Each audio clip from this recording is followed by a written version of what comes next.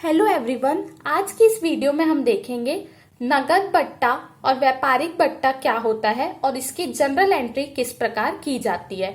आप सभी के सामने ये क्वेश्चन दिया है। मैं आप सभी से रिक्वेस्ट करूंगी आप इसका स्क्रीनशॉट ले लीजिए और इसे नोट डाउन कर लीजिए। चलिए अब हम चलते हैं सॉल्यूशन की तरफ। सबसे पहले हम ये समझेंगे कि नगद बट्टा और व्यापारिक बट्टा में अंतर क्या है। बट्टा दो टाइप के होते हैं, नगद और व्यापारिक, कैश डिस्काउंट और ट्रेड डिस्काउंट। व्यापारिक बट्टे का उद्देश्य होता है ताकि ज्यादा से ज्यादा ग्राहक हमसे सामान ले। तो क्यों लेंगे, जब आप उनको मार्केट रेट से कुछ कम रेट पे सामान बेचेंगे, इसलिए व्यापारिक बट्टा दिया जाता है। चाहे कोई उधार में खरीद रहा हो या तुरंत पेमेंट कर रहा हो, हम व्यापारिक बट्टा सभी को देते हैं। लेकिन नगद बट्टे का उद्देश्य क्या रहता है, ताकि लोग ज्यादा से ज्यादा लोग आपसे तुरंत पैसे देके चीजें खरीदे या जल्दी पेमेंट करे। तो जो कैश में जो पेमेंट होने पे जो बट्टा दिया जाता है उसे नगद बट्टा कहते हैं। अब डिफरेंस क्या है कि व्यापारिक बट्टे को कभी भी अलग से एंट्रीज में दिखाया नहीं जाता, लेकिन नगद बट्टे को दिखाया जाता है। इसको हम इस क्वेश्चन की हेल्प से समझेंगे। आपका पहला पॉइंट है क्वेश्चन का, सुबोध झा से 10% व्यापारिक बट्टे पर माल क्रय किया। तो क्या होगा, क्रय खाता विकलन होगा। और आप किससे खरीद रहे हैं, यहाँ पे सामान दे कौन रहा है, सुबोध झा खाता से। आपका व्यापारिक बट्टा, हमको बट्टा मिल रहा है तो हमारे लिए तो फायदा है, लेकिन हमने उसको समाकलन में नहीं दिखाया। क्यों, क्योंकि ये व्यापारिक बट्टा है। तो आप इसको शो किस तरीके से करते हैं, अमाउंट में डायरेक्ट डिडक्ट करके। 12,000 का आपका सामान था, 10% का बट्टा मिला आपको 1200 रुपए का, कुल मिला के आपको सामान पड़ा कितने का, 10,800 का। तो हमने यहाँ पे क्या लिखा, 10,800। तो ये है व्यापारिक बट्टे को दिखाने का तरीका। अगला पॉइंट आपको दिया है, विनय पांडे को 10% व्यापारिक बट्टे पर माल विक्रय किया। अब आप ट्रेड डिस्काउंट दे रहे हैं बेचने के टाइम पे, तो उसकी कैसे एंट्री की गई है। विनय पांडे खाता विकलन, जिसको सामान मिल रहा है उस व्यक्ति का नाम विकलन हो गया। विक्रय खाता से, यहाँ पे आप जब बट्टा दे रहे तो आपके लिए घाटा है तो हमको विकलन में लिखना था, लेकिन ये व्यापारिक बट्टा है इसलिए विकलन में नहीं लिखा गया। क्या किया गया, 20,000 का सामान था, 10% के हिसाब से आप डिस्काउंट देंगे तो 2,000 का डिस्काउंट हो गया, 18,000 रुपए हमने सीधे यहाँ पे लिख दिया है। तीसरे पॉइंट में लिखा है, सुबोध झा को माल वापस किया 2,000 रुपए का। तो यहाँ पे क्या होगा, जिसको सामान मिल रहा है वो कौन है, सुबोध झा। सुबोध झा खाता विकलन क्रय वापसी खाते से 2,000 का सामान था, लेकिन क्या आपको वो 2,000 में पड़ा था, नहीं, आपको उसमें 10% का बट्टा मिला था। तो वो आपको कितने का पड़ गया, 1,800 का। तो आप 1,800 रुपए का सामान आपने वापस किया है। ये चीज ध्यान रखना, खरीदते टाइम भी सामान था कितने का, 12,000 का। क्या आपने यहाँ पे 12,000 लिखा था, नहीं, जो डिस्काउंट मिलने के बाद फाइनल अमाउंट आपको जो पड़ा था आपने वही लिखा था। वैसे ही जब माल वापस करेंगे तो आप 2,000 नहीं दिखाएंगे, व्यापारिक बट्टा घटाने के बाद 1,800 रुपए जो आ रहे वो आप यहाँ पे दिखाएंगे। फोर्थ में लिखा है, विनय पांडे ने माल वापस किया। विनय पांडे, जिसको हमने सेकेंड एंट्री में सामान बेचा था, वो अपन को माल वापस कर रहा है कितने का, 4,000 का। तो यहाँ पे क्या हो जाएगा, विक्रय वापसी खाता विकलन विनय पांडे, देने वाला व्यक्ति कौन है, विनय पांडे। और ये 3,600 कैसे आएंगे, 4,000 का सामान था, 10% बट्टा घटाने के बाद कितने का हो गया, 3,600 का। अब फोर्थ में अपन को दिया है 4 जुलाई की एंट्री है, सुबोध झा को 5% नगद बट्टा पर अंतिम भुगतान किया। अब हम क्या कर रहे हैं, सुबोध झा को पेमेंट कर रहे हैं, कितने पे, 5% हमको डिस्काउंट मिल रहा है। कौन सा डिस्काउंट, कैश डिस्काउंट। तो देखते हैं सुबोध झा को देना कितना था। ध्यान से देखिएगा, सामान आपने उससे लिया कितने का था, 10,800 का, लेकिन आपने उसमें से 1,800 का माल उसको वापस भी कर दिया। कुल मिला के सुबोध झा को देना कितना था, 9,000 रुपए। अब आपको जो भी नगद बट्टा मिलेगा वो आपका फायदा है, आपको उसको एंट्री में दिखाना भी है। तो यहाँ पे आपके पास से रोकड़ जा रहा है, इसलिए रोकड़ खाता समाकलन में, बट्टा मिल रहा है, जब भी बट्टा मिलेगा नाम मात्र खाते का नियम है, आपके लिए वो फायदा है, उसको आप क्या करेंगे, समाकलन। तो 9,000 का 5% हो गया 450 रुपए, इतना आपको बट्टा मिल गया।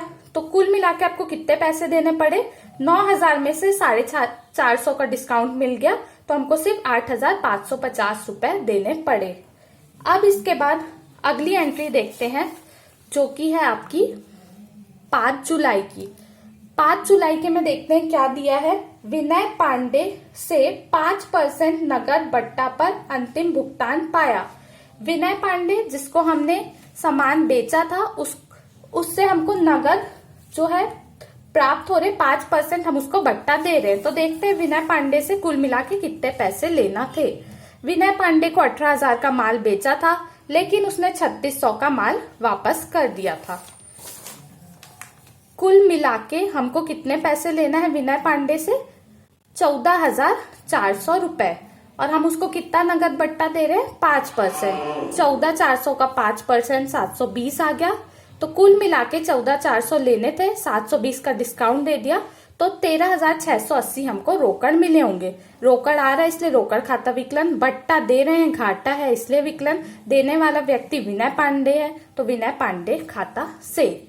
इसके बाद 7 तारीख को लिखा है बिट्टू ट्रेडर्स को 10,000 मूल्य का माल 20% व्यापारिक बट्टा तथा 5% नगद बट्टा पर बेचा गया।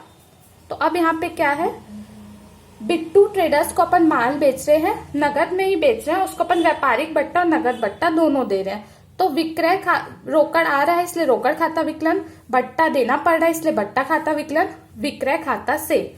अब ये अमाउंट कैसे आए हैं तीनों देखते हैं। आपने 10,000 का माल 20% व्यापारिक बट्टा देना पड़ा तो कितने का माल पड़ा? 8,000 का। 10,000 में 2,000 का व्यापारिक बट्टा घटाने के बाद 8,000 का। अब आप रोकड़ बट्टा किस पे देंगे? कुल मिला के 8,000 हमको चाहिए था, व्यापारिक बट्टा घटाने के बाद उसका 5% हो गया आपका 400 रुपए। तो कुल मिला के आपको 7,600 रुपए का रोकड़ आया होगा। अब 10 तारीख वाली एंट्री है, बिट्टू ट्रेडर्स से 15% व्यापारिक बट्टा तथा 2.5% नगद बट्टा पर 4,000 का माल बेचा, 60% राशि का तुरंत भुगतान हो गया। इसके लिए एक वर्किंग नोट की हेल्प अपन लेंगे। चलिए अपन वर्किंग नोट में देखते हैं।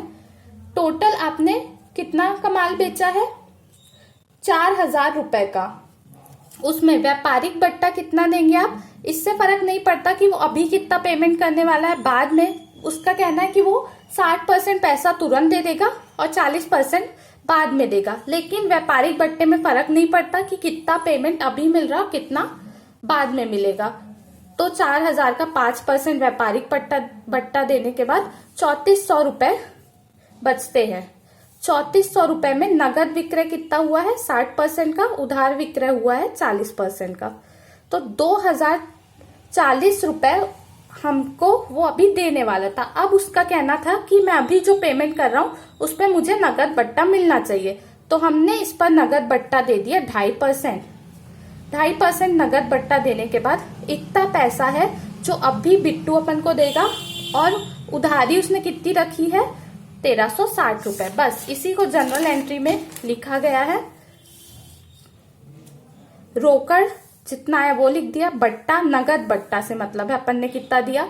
बिट्टू ट्रेडर्स से लेना अपन को कितना है? 1,360 रुपए और विक्रय खाता टोटल हमने बेचा कितने का है? 3,400 रुपए का। अब इसी प्रकार आपका लास्ट है 12 तारीख का, रामनिवास गुप्ता से 16,000 सूची मूल्य का माल 10% व्यापारिक बट्टा तथा 2.5% नगद बट्टा पर क्रय किया, कुल मूल्य का 80% भुगतान किया। इसको भी हम वर्किंग नोट की हेल्प से समझेंगे। टोटल माल खरीदा है 16,000 का, व्यापारिक बट्टा हमको मिला है 10%, कुल मिला के हमको 14,400 रुपए देने थे। हमने कहा हम 80% पैसा भी देंगे, 20% हम उधारी रखना चाहते हैं। 14,400 का 20% 2,880 हमारा उधारी है। इसके बाद 14,400 का 80% मतलब 11,520 देना था। हमने बोला हम अब भी पेमेंट करें, उसका हमको फायदा मिलना चाहिए, हमको कैश डिस्काउंट चाहिए। तो इसका 2.5% अपन को कैश डिस्काउंट मिला और कुल मिला के अपन को 11,232 रुपए देने पड़े। इसी को एंट्री में लिख दिया गया है। टोटल माल खरीदा है 14,400 का, रोकड़ अपन ने इतना पेमेंट करना पड़ा, बट्टा मिला है, फायदा है, समाकलन में लिख दिया। और रामनिवास गुप्ता अपने क्या है? लेनदार है, और दायित्व हमेशा कहाँ पे आता है, समाकलन में। 2,880 रुपए हमको देना है। तो इस वीडियो में हमने देखा व्यापारिक बट्टा और नगद बट्टा क्या है और किस प्रकार से इसकी एंट्री की जाती है। Thank you very much.